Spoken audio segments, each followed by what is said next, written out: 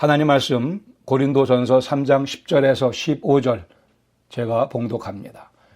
내게 주신 하나님의 은혜를 따라 내가 지혜로운 건축자와 같이 터를 닦아둠에 다른 이가 그 위에 세우나 그러나 각각 어떻게 그 위에 세울까를 조심할지니라.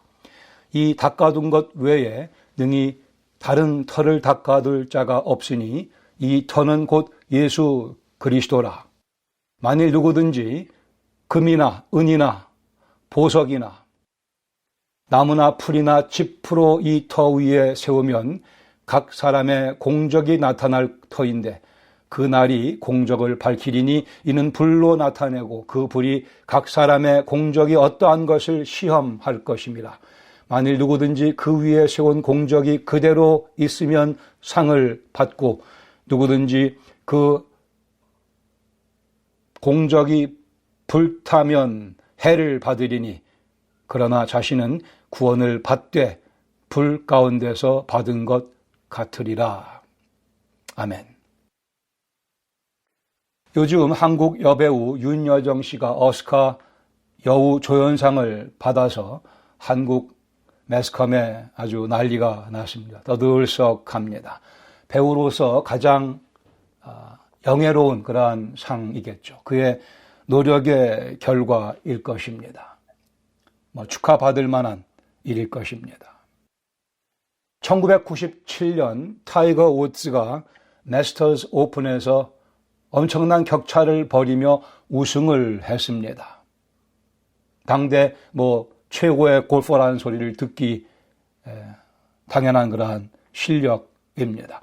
그런데 그는 자기의 이 스윙 폼이 마음에 안 들어서 그 스윙 폼을 바꾸기로 작정합니다. 그리고 1년 반 동안 타이거 우즈는 슬럼프에 빠지게 되고 맙니다. 그러나 1년 반 후 자기의 스윙 폼을 새롭게 교정하고 나온 후에 그는 4개의 메이저 대회를 다 석권합니다. 그랜드 슬램이죠. 골프계에서는 그것을 타이거 슬램이라고 부릅니다. 엄청난 골프계의 업적입니다. 타이거 우즈는 자기의 스윙 폼을 바꾸기 위해 그리고 그 바꾼 폼으로 계속해서 더 나은 골프를 치기 위해 1년 반의 슬럼프라는 대가를 기꺼이 지불했습니다. 귀한 것을 거저 얻는 경우는 결코 없습니다. 우리 그리스도인들에게는 오스카 나무주연상, 여우 주연상 또는 마스터 골프대회 우승보다도 훨씬 더 값진 상이 준비되어 있습니다. 세상에 그 무엇보다도 더 값진 영광스러운 상이 준비되어 있으며 주님께서 보라 내가 속히 오리라 말씀하시면서 이 상에 대해서 말씀합니다. 내가 줄 상이 내게 있다고 말씀하시며 각 사람에게 그가 행한 대로 갚아주겠다고 약속하십니다. 각 사람이 행한 대로 보상해 주겠다고 약속하십니다. 성경은 신자들에게 주실 상급, 보상에 대해서 강조해서 가르쳐 줍니다. 시편 58편 11절에 보시면 의인에게 줄 상급이 있다고 말씀하십니다. 시편 62편 11절에 보시면 하나님께서 행한 대로 갚아주실 것이다. 행한 대로 보상해 주실 것이라 약속합니다. 잘 아시는 것과 마찬가지로 마가복음 9장에 가서 보시면 물 한 그릇이라도 결코 그 보상을 잃지 않을 것이라 약속하셨습니다. 마가복음 10장에 보시면 그리스도와 그의 복음을 위하여 가족이나 전토를 잃은 자 100배로 갚아주시겠다고 약속하십니다. 착하고 충성된 자에게 10개 고을을 맡기시겠다고 5개 고을을 맡기시겠다고 장사를 잘한 자에게 10개 달란트를 주시겠다고 5개의 달란트를 2개의 달란트를 주시겠다고 약속하셨습니다. 성경에는 구체적으로 신실한 충성된 그리스도 일꾼들이 받을 면류관에 대해서 적어도 5개를 언급하고 있습니다. 썩지 아니할 면류관, 자랑의 면류관, 의의 면류관, 생명의 면류관, 영광의 면류관. 앞으로 우리 몇 주 동안 이 면류관에 대해서 함께 공부하기를 원합니다. 중요한 질문 하나 드리겠습니다. 이 질문을 잘 이해하시고 답을 한번 헤아리시며 함께 말씀 나누기를 원합니다. 천국에 가면 면류관을 머리에 쓰고 황금길을 활보하는 사람들을 과연 볼 수 있을까?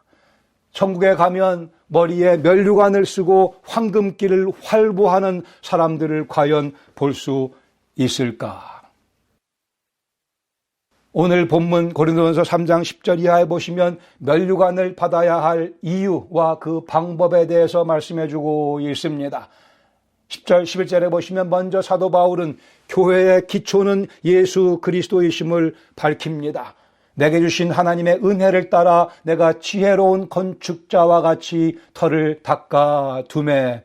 사도 바울은 하나님의 은혜를 힘입어 교회를 세웠습니다. 교회를 세움에 있어서 그 터는 예수 그리스도이십니다. 교회를 예수 그리스도의 터 위에 세우는 것이 사도 바울에게는 하나님께서 그에게 주신 구체적인 은혜라고 말씀하고 있습니다. 여러 지역에 많은 교회를 세웁니다. 분명 그 11절에 다시 반복해서 말씀하기를 이 닦아둔 것 외에 능히 다른 터를 닦아둘 자가 없으니 이 터는 오직 예수 그리스도뿐이시라고 말씀을 합니다.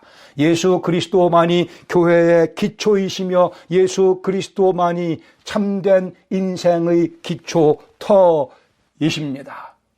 여기 이 말씀은 예수 그리스도를 믿음으로 우리가 구원을 받게 되며 그러한 구원받는 영혼들이 모여서 교회를 구성한다는 가르침을 다시 한번 상기시켜 줍니다. 그러나 이제 또 말씀하기를 교회가 세워진 후에 그러나 10절 하반절에 보시면 다른 이가 그 위에 세우나 그러나 각각 어떻게 그 위에 세울까를 조심할 것이라 말씀합니다. 사도 바울이 교회를 개척하며 교회를 세웁니다. 그는 또 다른 지역에 가서 교회를 또 개척하며 터를 놓으며 교회를 세웁니다. 그때마다 또 다른 복음의 일꾼들이 와서 그 교회를 그 터 위에 건축해 나갑니다. 그때 그 건축하는 자들에게 사도 바울은 삼가 조심하며 바르게 제대로 건축하라 말씀합니다. 즉 이 말씀은 교회를 어떻게 세워나갈 것인가에 대한 지침입니다.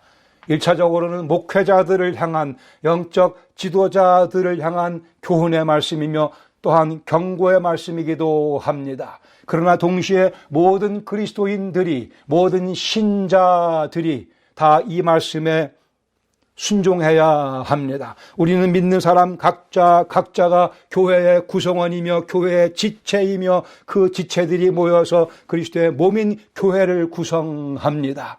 그러며 각자가 그 몸된 교회를 세워나가는 그 일에 부름 받았습니다.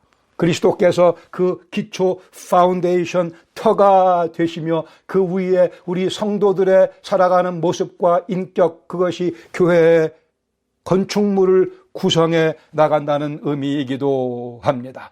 모든 그리스도인들은 그러기에 교회를 세워나가는 소명을 받았으며 모든 그리스도인은 그리스도의 몸인 교회의 지체로서 자신의 인생을 세워나가는 책임을 져야 합니다. 예수 그리스도를 믿은 자는 이미 이 건축에 참여했고 그 건축은 이미 시작되고 진행 중입니다. 그리고 예수 그리스도를 믿은 자만이 이 건축에 참여합니다. 12절에 보시면 두 종류의 건축 자재가 있다고 말씀합니다. 금, 은, 보석이 있고 나무, 풀, 집이 있다고 말씀합니다. 나무, 풀, 집으로 건축하지 않도록 조심하라고 경고합니다. 그 내용물, 십자가의 도가 아닌 그 무엇, 다 나무나 집이나 풀에 지나지 않는다고 말씀합니다. 예수 그리스도의 십자가의 도 이외의 그 무엇 다 결국은 타서 없어지고 말 것이라 경고합니다. 이 고린도전서의 문맥 가운데서는 특별히 말의 지혜나 사람의 설득력 있는 지혜 말로 하지 아니하고 오직 하나님의 능력과 성령의 나타나심으로 내가 그리스도의 십자가의 도를 전한다고 사도 바울이 말씀하고 있습니다. 또한 그는 다른 동기가 아니고 오직 하나님의 영광을 위하여 그리스도의 마음을 흡족하게 해드리기 위하여 자기의 삶을 다 바치고 투자했다고 말씀을 합니다. 이 내용물과 이 동기에서 벗어난 우리의 모든 인생살이의 노력은 결국은 타서 없어지게 될 나무나 풀이나 짚에 지나지 않으니 삼가 조심하라 말씀하며 우리가 사용해야 될 건축 자재는 금, 은, 보석과 같이 아무리 태워도 없어지지 아니하는 영원한 가치를 남기는 것이라고 말씀합니다. 십자가의 도가 멸망하는 자들에게는 미련한 것으로 보일지 모르겠으나 구원을 받는 우리에게는 하나님의 능력이라고 말씀을 했습니다. 세상에 가장 지고한 가치를 지닌 것이 십자가의 도라고 말씀합니다. 십자가의 도의 생각을 집중하며 살아가는 삶, 십자가의 도를 위해 땀을 흘리며 살아가는 삶, 십자가의 도를 위해 투자하는 삶, 영원한 가치를 남기며 살아가는 삶이 바로 금, 은, 보석으로 인생을 지어가는 모습이라고 사도 바울이 설명해 주고 있습니다. 13절 이후에 보시면 이제는 두 종류의 결과, 즉 상을 받을 것인가 아니면 해를 받을 것인가에 대해 말씀합니다.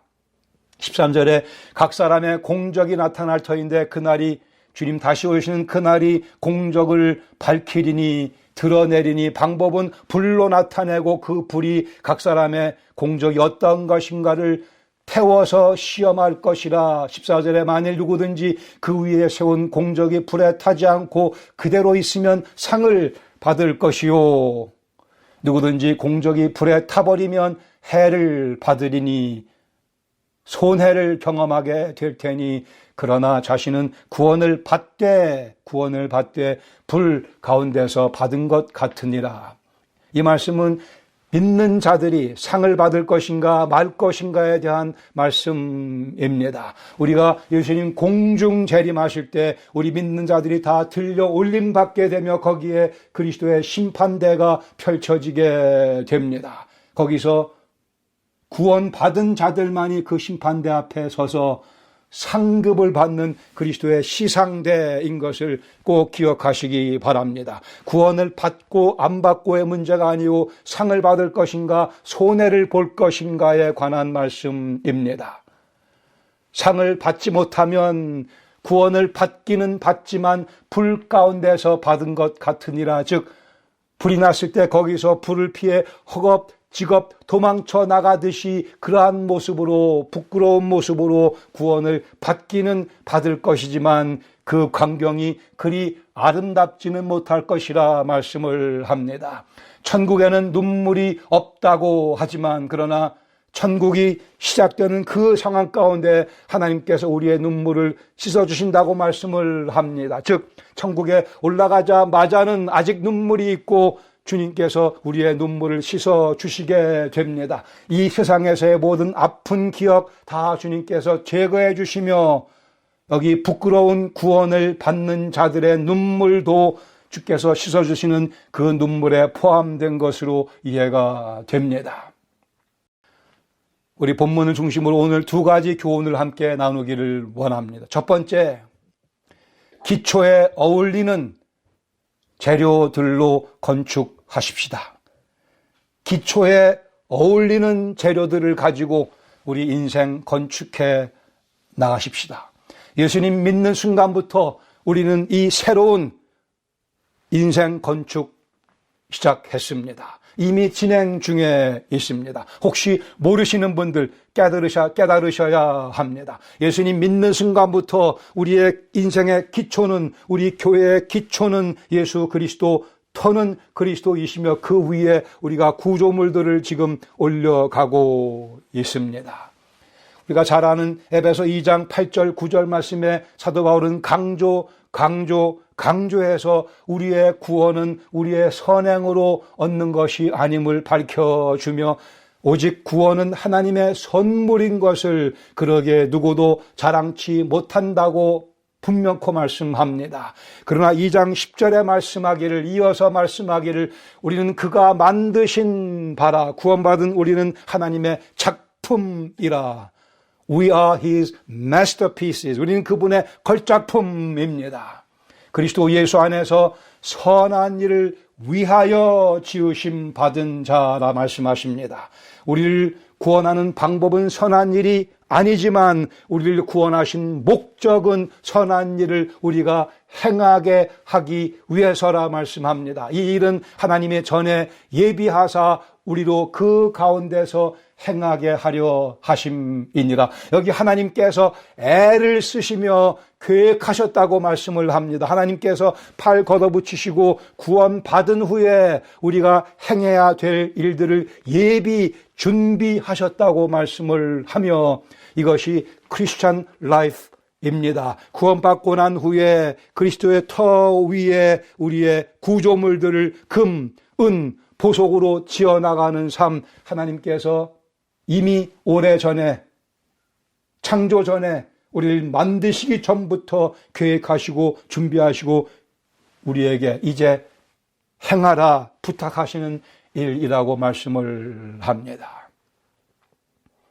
그러면서 하나님께서 우리에게 매달 월급 주시잖아요. 알고 계시죠? 하나님께서 월급 주시는 거. 아니, 하나님께서 매일 일수를 주십니다.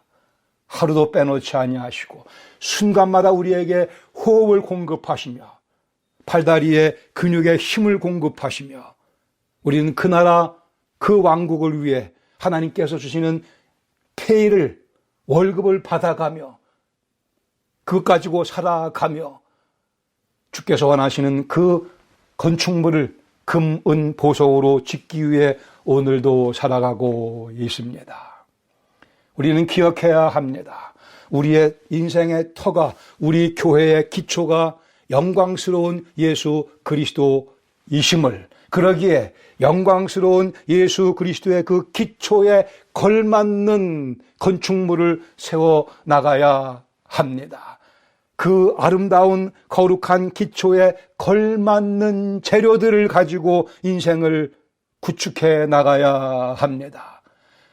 우리 기초는 멋진데 아름다운데 완벽한데 그 위에다가 우리가 보잘것없는 것을 썩어져가는 초가집을 세울 수는 없습니다.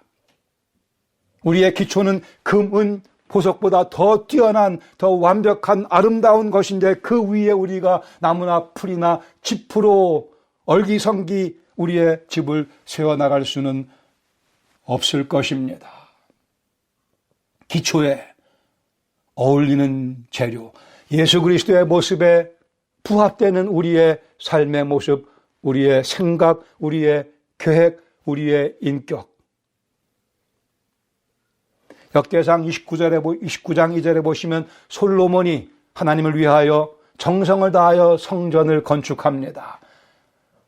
내가 이미 내 하나님의 성전을 위하여 힘을 다하여 준비하였나니 곧 기구를 만들 금과 은과 쭉 내려가 보시면 보석, 다른 모든 보석과 오늘 본문에 있는 금, 은, 보석이 이 솔로몬의 성전 짓는 과정에 반복되어 나타납니다. 아마도 사도 바울은 이 솔로몬의 성전을 염두에 두고 거기서 금과 은과 보석을 발췌해서 오늘 고린도전서 3장에 기록한 것으로 보여집니다. 솔로몬은 많은 물질 10만 달란트의 금과 10만 달란트의 은을 퍼부어가며 하나님의 성전을 지었습니다. 그러나 동시에 그는 마음을 다하여 힘을 다하여 성전을 지었노라 고백합니다. 우리는 지금 하나님께 물질을 바치라는 말씀을 제가 드리고 있지 않습니다. 하나님께 우리의 사랑을 바칠 것을 권면합니다. 우리가 하나님께 우리의 사랑을, 마음을, 힘을 다하여 섬기는 삶을 살아야 할 것이며, 그것이 곧 금, 은, 보석으로 집을 지어가는 과정입니다. 나무나 풀이나 집 조심하라고 말씀하십니다. 싸구려, 유치한 것, 추한 것, 냄새나는 것, 거룩하지 못한 것 사용하지 말라고 말씀하십니다. 내 잘난 모습 내세우지 말라고 말씀하십니다. 내 욕심을 가장하며 내 욕심을 이루기 위해 하나님의 영광을 운운하지 말라고 말씀하십니다. 예수 그리스도의 십자가를 사랑하라 말씀하십니다. 예수 그리스도의 십자가를 자랑하느냐고 질문하십니다. 내 마음의 뜻과 동기를 확인해 보라 말씀하십니다. 내 마음을 다 열어 주님께 노출시켜도 주님께 부끄러울 것이 없는 그러한 삶, 그것이 나무나 풀이나 짚을 사용하지 아니하며 금과 은과 보석으로 우리의 인생을 건축해 나가는 방법이라 말씀하십니다. 사랑해서 결혼한다면 결혼은 선물 중에 귀한 선물입니다. 보상 중에 보상입니다. 그러나 돈 때문에 부잣집 아들과 결혼한다는 것은 그것은 사랑이 아닙니다. 참으로 유치한 싸구려의 것이 되고 맙니다. 한 부인이 아침에 신문을 픽업하기 위해 집문을 열었습니다. 그런데 거기 강아지 한 마리가 그 집 신문을 갖다가 문 앞에 갖다 놔줬습니다. 이 부인이 기특해서 그 강아지에게 베이컨을 먹으라고 줬습니다. 강아지가 너무나 맛있게 베이컨을 먹고 고맙다는 듯이 꼬리를 흔들면서 사라졌습니다. 다음날 아침 이 부인이 또 신문을 가져가기 위해 문을 열고 나왔더니만 어제 그 강아지가 또 그 앞에 와 있는 거예요. 그리고 신문을 갖다 놨습니다. 그런데 이번에는 신문 8개를 갖다 놨습니다. 그래 이 부인이 그 다른 집 7개의 신문을 각 집마다 갖다 주느라 아침 내내 고생했다고 합니다. 베이컨 맛이 너무 좋아서 다른 집 신문까지 이 강아지 갖다 놨습니다. 베이컨 때문에 남의 집 신문까지 갖다 놔서는 안 될 것입니다. 금, 은, 보석으로 건축하라 말씀하십니다. 십자가의 도입니다. 사람의 생각과 지혜가 아닙니다. 사람의 욕심은 더더군다나 아닙니다. 십자가의 도를 생각과 삶의 중심에 놓고 십자가의 도를 앞세우며 십자가의 도에 초점 맞추며 살아가는 삶, 나에게 기쁨이 되는 삶이 아니고 주님께 기쁨 되는 삶을 추구하는 것을 의미합니다. 주님께 기쁨 되는 삶을 추구하고 나면 하나님께서 친히 나의 기쁨 되어 주십니다. 이 비밀을, 이 묘미를, 이 맛을 아는 것이 곧 그리스도를 믿고 알고 즐기며 살아가는 삶입니다.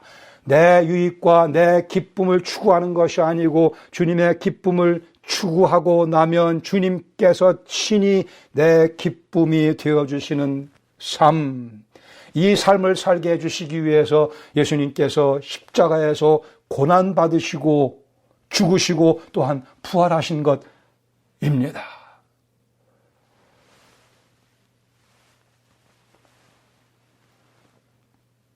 고린도후서 5장 8절에 사도 바울은 이렇게 고백합니다. 우리가 담대하여 원하는 바는 차라리 몸을 떠나 주와 함께 있는 그것이라. 그런즉 우리는 몸으로 있든지 떠나든지 주를 기쁘시게 하는 자가 되기를 힘쓰노라. 이것이 우리의 고백이면 우리는 가장 행복한 존재들입니다. 우리 아가 담대하여 내가 참으로 원하는 바는 이 몸을 떠나 주님 곁으로 가는 것이지만 그러나 살든지 몸을 떠나 주님께로 가든지 늘 이 몸으로 주님을 기쁘시게 해드리는 삶을 살기 원하노라. 이 진리를 깨닫는 만큼 우리는 참된 그리스도인이며 참된 그리스도의 제자입니다. 바울은 이어서 5장 10절에 말씀합니다. 두 번째 교훈입니다. 우리 모두 그리스도의 시상대 앞에 서게 된다는 뜻입니다. 5장 10절 말씀하기를 이는 우리가 다 반드시 그리스도의 심판대 앞에 나타나게 되어 각각 선악간에 그 몸으로 행한 것을 따라 받으려 함이라. 원튼 원치 아니하든 ready or not 우리는 그리스도의 심판대 앞에 서게 됩니다.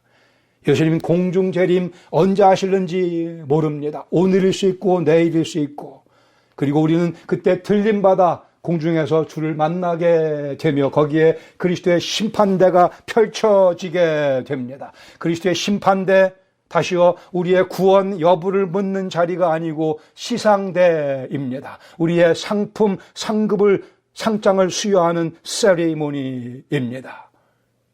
우리는 선악간에 우리가 행한 모든 것 다 그 앞에서 상품을 상급을 받게 됩니다. 이 자리에는 오직 구원받은 사람들만 참여합니다.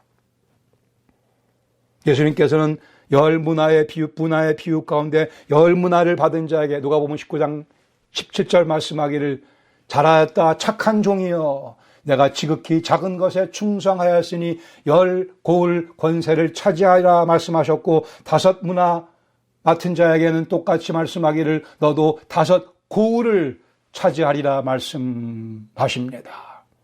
중요한 것은 이 열 문화, 다섯 문화를 맡은 자들에게 열 고을을 맡으라, 다섯 고을을 맡으라 말씀하시면서 주님의 마음이 얼마나 흐뭇하셨겠는가 거기에 초점 맞추셔야 합니다.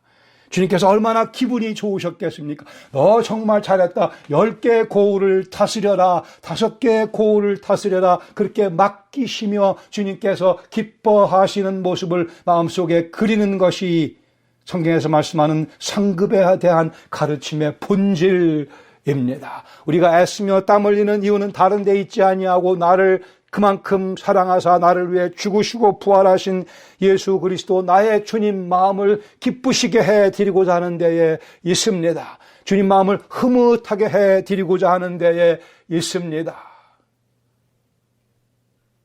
우리는 베이컨이 좋아 남의 집 신문까지 갖다 놓는 그런 강아지가 아닙니다. 주는 선물이 문제가 아니고 주님 마음을 기쁘시게 해드리기 위해 혹이라도 오해하는 분들이 가끔 있습니다. 성경에서 상급에 관한 가르침 말씀하는 것 그거 이기적이지 않느냐? 이기적인 것 아닙니다. 선물이 목적이라면 이기적일 수 있겠죠. 그러나 선물이 목적이 아니고 그 선물은 곧 그 선물 주시는 분의 마음을 흐뭇하게 해드렸다는 증거이기 때문에 우리는 주님께서 흐뭇해하시는 모습을 보기 위해 땀 흘리며 애쓰며 때로는 고생하며 희생하며 내 것을 내어주면서까지라도 주님 마음의 흐뭇함 전해드리기 위해 이 상급을 추구하는 것입니다. 계시록 22장 12절에 보라 내가 속히 오리니 내가 줄 상이 내게 있어 각 사람에게 그가 행한 대로 갚아주리라. 썩지 아니할 면류관 자랑의 면류관, 의의 면류관, 생명의 면류관, 영광의 면류관을 준비하며 그 면류관들이 내게 있어 이 면류관들을 내가 주기 원한다고 주께서 말씀하십니다. 서두에 드렸던 질문, 천국에 가면 면류관을 머리에 쓰고 황금기를 활보하는 영혼들을 과연 볼 수 있을까요? 정답은 볼 수 없습니다. 면류관을 받은 신실한 충성된 하나님의 백성들은 주신 그 면류관을 쓰고 천국 황금길을 이리저리 왔다 갔다 하지 않습니다. 천국에는 면류관 진열장이 없음을 기억하시기 바랍니다. 계시록 4장 10절에 말씀합니다.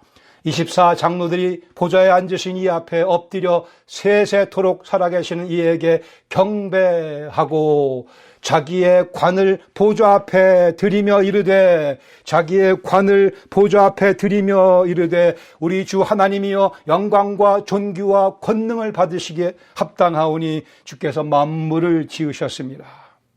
만물이 주의 뜻대로 있었고 또 지으심을 받았나이다 하더라.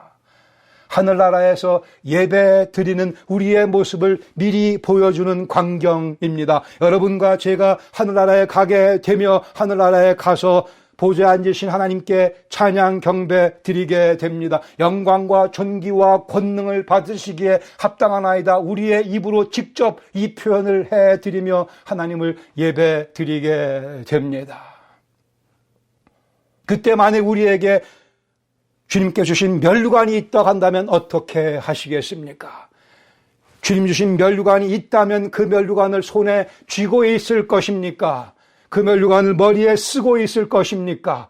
아니면 이 찬양의 멜로디를 주 앞에 올려드리며 그 면류관 하나님 보좌 앞에 던지며 이 면류관도 다 주님께서만 받으시기에 합당하나이다. 영광과 존귀와 권능을 오직 주님께서만 받으셔야 되겠나이다.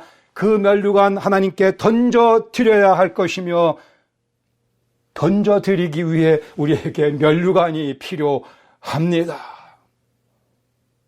면류관은 예배 드리기 위해 필요한 것입니다. 면류관은 예배의 도구입니다. 하늘나라에 가서 우리가 영원히 주의 이름을 찬양드리게 될 텐데 그 예배에 필요한 도구, 면류관 우리에게 필요합니다. 그래 우리는 면류관을 추구하는 것입니다. 이때에 내 손에 면류관이 없다고 한다면 구원을 받되 불 가운데서 받은 것 같으리라. 우리는 하나님을 바로 이해하셔야 됩니다. 내가 누군가를 바로 이해하셔야 됩니다. 창조주 피조물, 왜 지혜로운 건축자가 되어야 하냐고요? 면류관을 벗어 보좌 앞에 드리기 위해서입니다. 이것이 우리가 땀 흘리며 금, 은, 보석으로 교회를 세워나가는 궁극적인 동기입니다. 하나님의 영광에 참여하여 그 기쁨을 마음껏 누리기 위해 이것이 바로 예수 그리스도께서 우리를 위해 십자가 위에서 가시 면류관을 쓰신 이유, 목적입니다. 그리고 이것이 예수 그리스도의 복음이라고 하는 것입니다. 아멘. 같이 기도하시겠습니다. 말씀을 마음속에 여러분의 표현으로 정돈하시기 바랍니다. 우리 성령님께서 이 말씀을 바로 깨닫게 해주시기를 바랍니다. 그리스도 예수의 복음이 무엇인가? 예수 믿고 무엇 이것저것 얻어서 감사하죠. 아니요, 우리의 호흡이 하나님의 선물입니다.